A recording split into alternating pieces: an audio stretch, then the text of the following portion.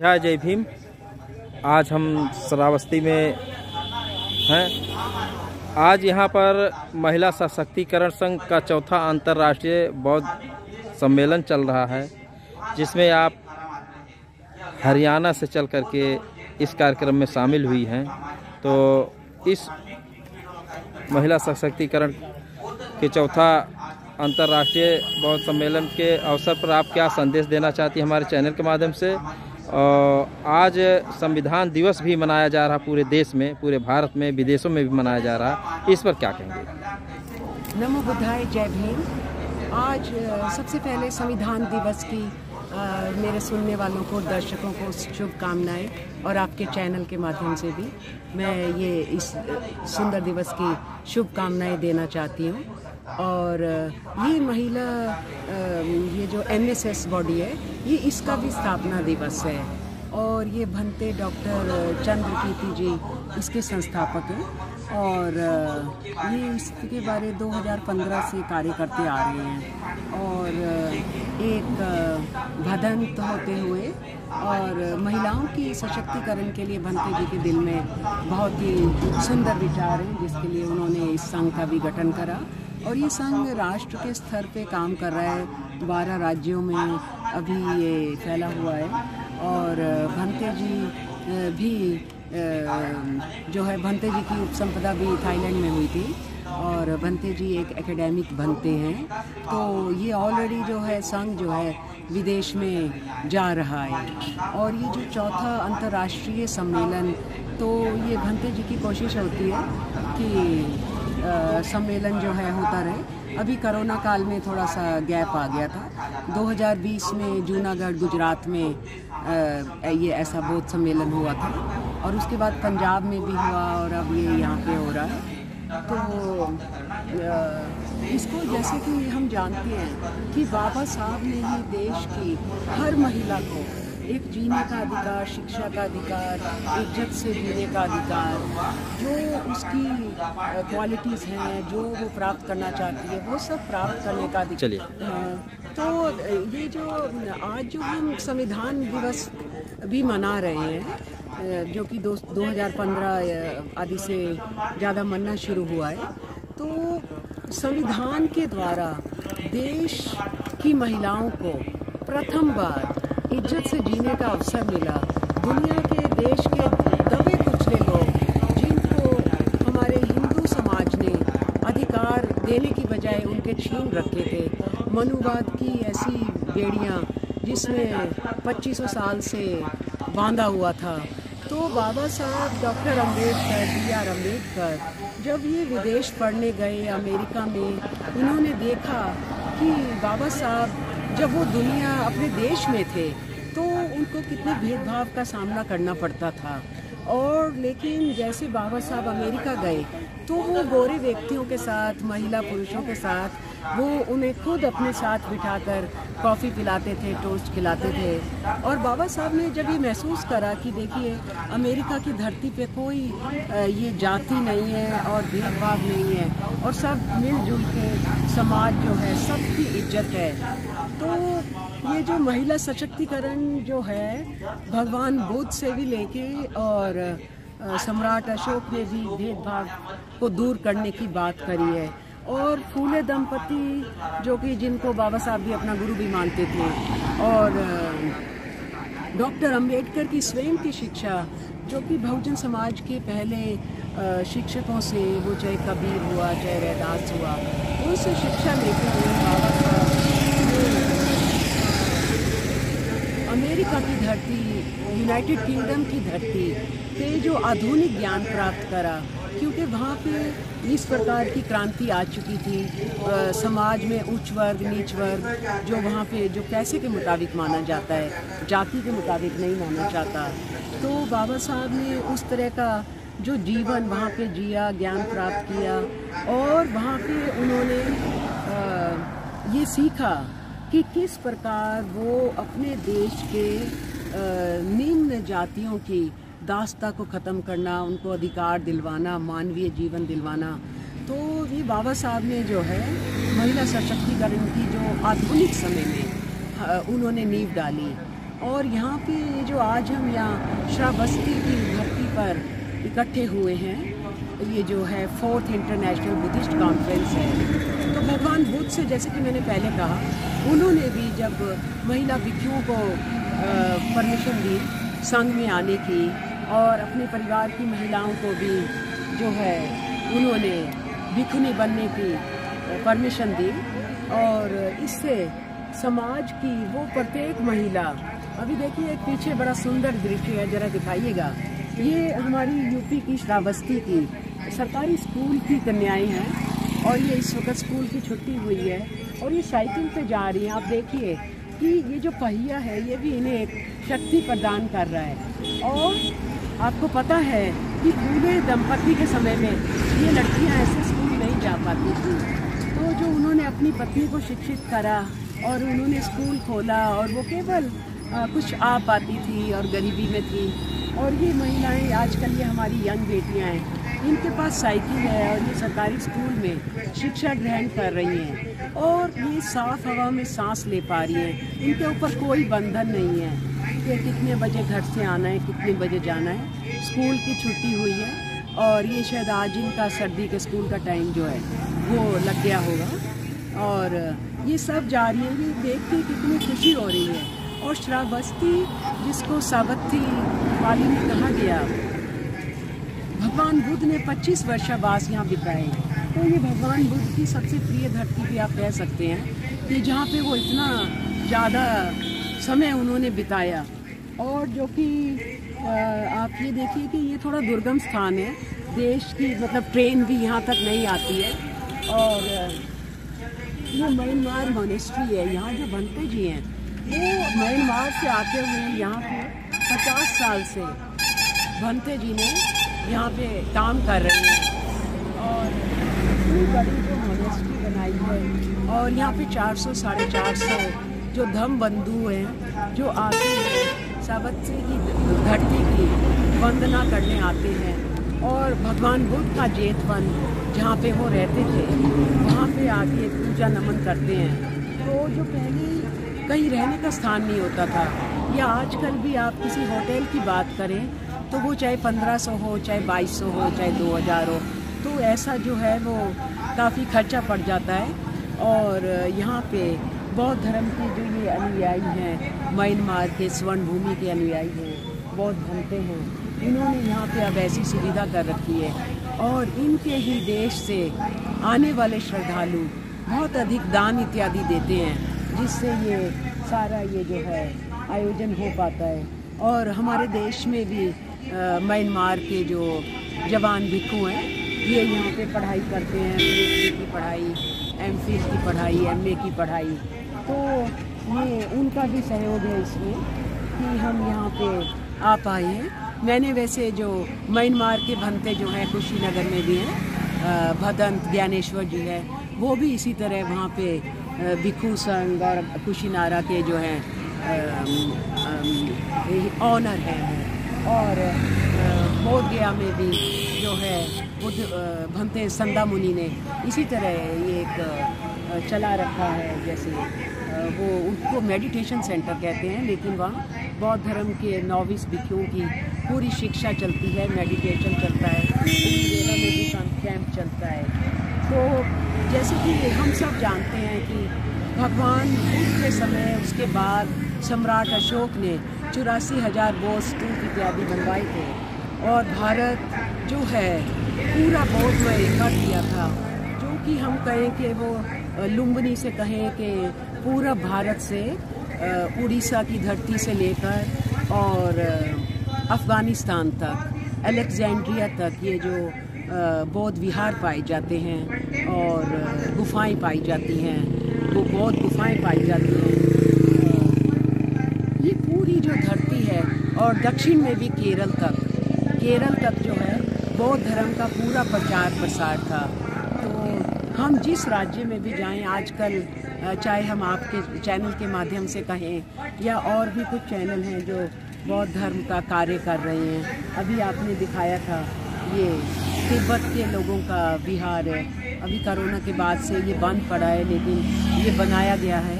और ये बहुत ही बड़ा, ये पीछे भी देखिए तो काफ़ी ज़्यादा कमरे हैं, 7500 कमरे तो होंगे इसमें।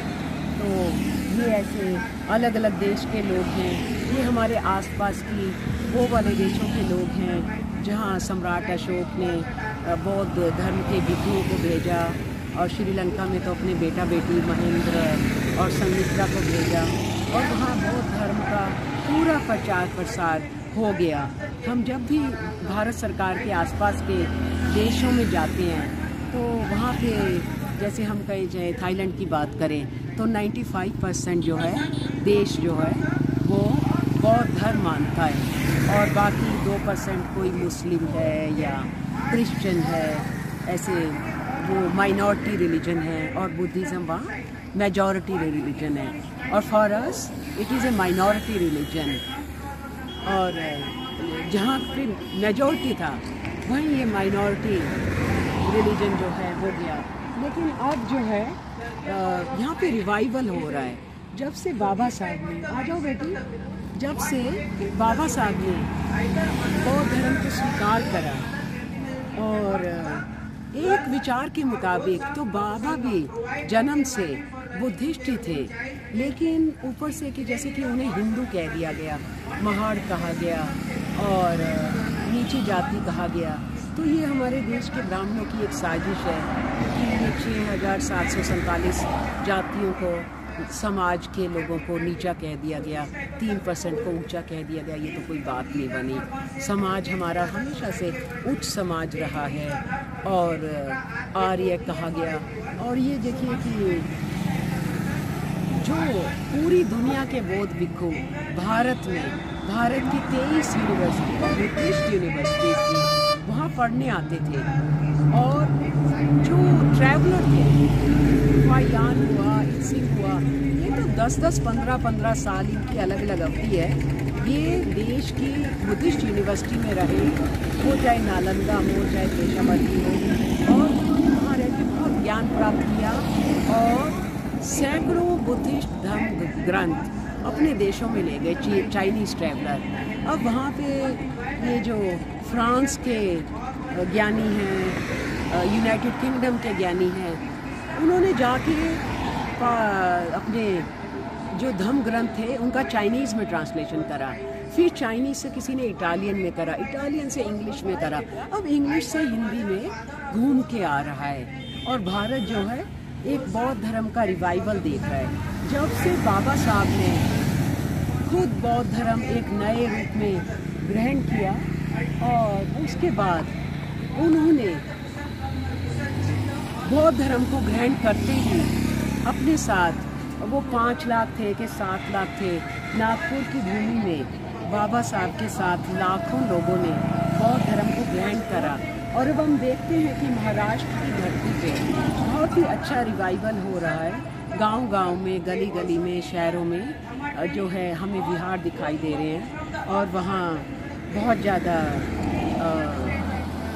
जो हमारे भिक्षु हैं वो भी विहार भी बना रहे हैं, और वो अपना बुद्ध धर्म को आगे बढ़ाने के लिए, सिखाने के लिए उपासक उपासिकाओं का मार्गदर्शन कर रही हैं। अपने भंते डॉक्टर धम्मकीर्ति जी भी, ये क्योंकि एकेडमिक भंते हैं, पूरी तरह से पढ़ाई लिखाई से जुड़े हैं, और रिसर्च करना, पीएचडी कराना, ये उनका सुभारती यूनिवर्सिटी मेरठ में ये उनका कार्य है। और मैं भी, जैसे मेरा सारा जीवन है यूनिवर्सिटी में ही बीता है, तकरीबन 40 साल लगा लीजिए, जब से एमए के लिए 20 वर्ष की आयु में यूनिवर्सिटी की ज़िंदगी में कदम रखा था। और तब से ये जो ज्ञान का ही है अर्जन हो रहा है, और ज्ञान लेना देना, और ये चला आ रहा है। और मैं बाय द वे वैसे भी 1 हफ़्ता पहले भी यहाँ पे आके गई थी, और अब जो है कॉन्फ्रेंस के लिए यहाँ पे आई हूँ। और ये जो बहुत ही ऑटम का बहुत ही सुंदर दिन है, और देश विदेश के भिक्षु यहाँ पे, म्यांमार के, वियतनाम के, लाओस के, और हमारे भारत के अलग अलग राज्यों के। और देखिए, जय भीम। हाँ, आइए। सुबह से गए थे। तो दूर दूर से जो है रिसर्चर्स और टीचर्स अपना जो उन्होंने यहाँ पे सीखा है और वो उसको यहाँ पे बताने आए हैं, पेपर प्रेजेंट करने आए हैं। ये रही अभी टेक्निकल सेशन, इनॉग्रेशन सेशन हो चुका है और अब टेक्निकल सेशन चल रहा है। तो इसमें सुभारती यूनिवर्सिटी की पूरी एक बस भर से भी जो है स्कॉलर्स एंड टीचर्स आए हैं और टेक्निकल सेशन जो हैं इस वक्त चल रहे हैं। और हमारे कई राज्यों से जो भिक्षु हैं और इसमें यूपी टूरिज़्म भी इसके ऑर्गेनाइज़र में है। और अभी आप देख रहे हैं यूपी की पुलिस भी आई है और 4:30 बजे हम भगवान बुद्ध जहाँ वो जेतवन में समय बिताते थे, अपने ध्यान लगाते थे, अब वहाँ पे एक धम्म यात्रा के रूप में हम लोग भी यहाँ से जाएंगे।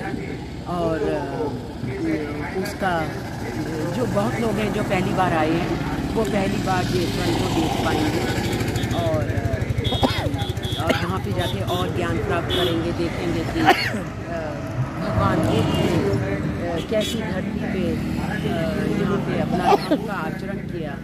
और उसके बाद जो सम्राट अशोक ने इसको बनवाया और मैंने तो 2 बार अभी देखा है कि इतनी अभूतपूर्व संरचना है कि अभी सरकार ने इसकी पूरी खुदाई भी नहीं करी है। Excavation is still awaited to be done fully. ये जहाँ जेतवन है उसके आसपास गांव के नीचे की धरती और जो उसके भी जो एक मुख्य संरचना है उसके दाईं तरफ भी बहुत सारी ऐसी जगह है जिसका अभी एक्सकावेशन होना बाकी है। और जिस दिन ये एक्सकावेशन हो जाएगा आप देखेंगे कि ये सांची से भी बड़ी जगह जो है निकल के आएगी। ये सांची पार्क से भी बड़ा हो जाएगा। और ये अब आधुनिक काल में हमारे एशिया के अन्य देश हैं वो आके यहाँ पे अपने विहार बना रहे हैं, बहुत ही सुंदर। और लेकिन उसके बेस में है भगवान बुद्ध का ज्ञान और सम्राट अशोक के द्वारा बनाए हुए वो विहार जो इन सब विहारों का मुकाबला करते हैं। क्योंकि वो 2500 वर्ष पहले, जबकि आम जनता आजकल सोच सकती है कि तब क्या प्रगति थी, लेकिन हमने यहाँ देखा है कि इतनी प्रगति थी जो हम आज सोच नहीं सकते हैं। कि प्राचीन भारत जो जब वो सोने की चिड़िया था वो बुद्धिस्ट भारत था और 9 मंजिल की इमारतें थी। 9 मंजिल की इमारतें सोचिए और क्या उसका आर्किटेक्चर है, बहुत ही सुंदर। आजकल वैसा कोई भी नहीं बना पाया है। ये जितने भी देश के लोग आ भी रहे हैं ये 1, 2, 3 मंजिल बना रहे हैं। लेकिन जो हमारे फाहियान हुए अन्य चीनी यात्री, वो कुल तो वैसे 15-16 यात्री आए थे, उनमें से 3 ज़्यादा प्रसिद्ध हैं। तो उन्होंने 9 मंजिल और सैकड़ों, जैसे एक शहर में सैकड़ों बुद्ध विहार का होना, 10,000 भिक्षुओं का होना, कई 6,000 का होना, कई 15,000 का होना, उन्होंने अपने यात्रा विवरण में वो बताया है। तो उसके स्वर्णिम अवशेष हैं जो अभी हम देख पाते हैं। और 3-4 मंजिल तो हमें अभी भी दिखाई देती है, जिसमें एक बेसमेंट से लेके पहली मंजिल, दूसरी मंजिल, तीसरी मंजिल जैसे गणपति की तरफ है। तो 3-4 मंजिल तो अभी भी हम देख पा रहे हैं। और कितनी मजबूत ईंटें हैं, कितना मैंने देखा है कि कैसे बेसमेंट में है एक अलग प्रकार की ईंट है, उसके ऊपर एक अलग है, और भिक्षुओं के कक्ष हैं, और कहीं पे जिसको आजकल की भाषा में हम कॉन्फ्रेंस हॉल कहेंगे। तो भगवान बुद्ध के समय से ही जो बौद्ध संगीति चल रही है वो उस वक्त की कॉन्फ्रेंस थी। और उस कॉन्फ्रेंस हॉल जो है आज हम जेतवन में भी अभी कुछ देर के बाद देखेंगे और दिखाएंगे कि भगवान बुद्ध के समय में जो बौद्ध संगीति और उनके बाद जो हुई, और ज्ञान के क्षेत्र में कैसे भारत दुनिया का प्राचीर था, जहाँ पे आसपास के सब देशों के ज्ञानी, स्टूडेंट्स, विद्यार्थी, भिक्षु ये वहाँ पे ज्ञान प्राप्त करने आते थे। क्योंकि जो भगवान बुद्ध को ज्ञान प्राप्त हुआ और जो उन्होंने दुनिया को ज्ञान दिया, उस ज्ञान का लोहा यूनाइटेड नेशंस तक आज माना जा चुका है। बौद्ध धर्म को दुनिया का बेस्ट धर्म कहा जा चुका है, क्योंकि ये ही एक धर्म ऐसा है जो आपको किसी रास्ते पे चलने को नहीं कहता, फॉलो करने को नहीं कहता। भगवान बुद्ध ने भी नहीं कहा कि आप मुझे फॉलो करो, मेरे पीछे आओ। तो उन्होंने कहा आपको अच्छा लगता है तो आओ, मानना चाहते हो तो मानो, लेकिन उसको टेस्ट करो, आपकी बुद्धि उसको जवाब दे तब आप उसे माने। तो क्योंकि ये एक वैज्ञानिक धर्म है, ये धर्म नहीं है कि धर्म है जिसमें वैज्ञानिकता है। तो ये जो रैशनल थिंकिंग है, ये हमारे समाज की, आज की, देश की ज़रूरत है कि हम साइंस को बढ़ावा दें। हम किसी भी केवल रीति रिवाज को बढ़ावा देना जिसको हम प्रूव नहीं कर सकते कि ये क्या है, ये हमें क्या दे रहा है, क्या कर रहा है, हम नहीं कर सकते हैं। लेकिन बौद्ध धर्म की हम जितनी पुस्तकें पढ़ते हैं उनको आप साइंटिफिकली प्रूव कर सकते हैं, आप डिस्कशन कर सकते हैं रैशनल। जैसे कि हमारे ग्रीक थिंकर्स ने कहा एक डायलॉग संभव है, एक डिस्कशन संभव है और वाद विवाद संभव है।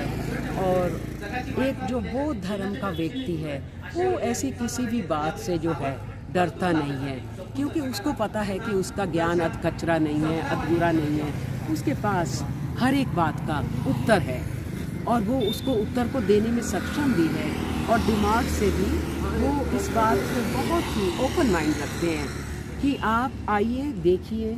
अब ये देखिए कॉन्फ्रेंस है, इतने बड़े स्केल पे हो रही है और यहाँ पे सभी जगह से लोग जो है, और इंटरनेट पे डाली गई है, सोशल मीडिया का ज़माना है, कोई कहीं से भी सोशल मीडिया पे देख सकता था और यहाँ पे आ सकता था। तो जो पहुँचे हैं बहुत ही दूर से, और जैसे कि आपको पता है कि श्रावस्ती रेल से कनेक्टेड नहीं है और बहन मायावती के ज़माने में कहते हैं जो एयरपोर्ट बना था वो भी ऐसे ही पड़ा है। तो हम तो आपके माध्यम के द्वारा ये प्रार्थना भी करना चाहते हैं सरकार से कि एयरपोर्ट को भी जल्दी से जल्दी चलाएं और ट्रेन का जो ये रास्ता है वो सीतापुर तक आता है और कुछ किलोमीटर है बाकी है और शायद सरकार ने कुछ रुपया भेजा भी है, तो उसको जल्दी से जल्दी यहाँ लगवाया जाए। और अंग्रेज़ अपने ज़माने में कुछ वर्षों में ही पूरे देश में ट्रेन का जाल बिछा गए, जो दुनिया का सबसे बड़ा ट्रेन का जाल है, वो उसको वहाँ बिछा गए। तो हम क्या छोटा सा नहीं बिछा सकते? 100 किलोमीटर हुआ, 200 किलोमीटर हुआ। धरती भी आसान है कि वो तो पहाड़ों में भी बिछा गए, शिमला में और ये क्या है नॉर्थ ईस्ट में बिछा गए ट्रेन का जाल, तो यहाँ भी बिछा सकते हैं। और हमारे जो बौद्ध धर्म के उपासक उपासिका हैं उनसे बहुत ज़्यादा जो है सरकार को केवल फ़ायदा ही होने वाला है, देश का नाम भी ऊंचा होता है। और अगर हम अपने विदेशी पर्यटकों को कोई सुविधा देते हैं, अपने देशी पर्यटक जो फ़्लाइट नहीं ले सकते, चाहे वो लखनऊ तक हो चाहे कहीं तक हो, वो फ़्लाइट नहीं ले सकते हैं, ट्रेन के द्वारा आ सकते हैं। तो ट्रेन भारत सरकार जो है अपने रेल मंत्री हमारे, मेरी गुजारिश है हाथ जोड़ के कि इसको ट्रेन से जोड़िए और यात्रियों की सुविधा के लिए, धम्म यात्री की सुविधा के लिए बहुत ही अच्छा इंतजाम करिए।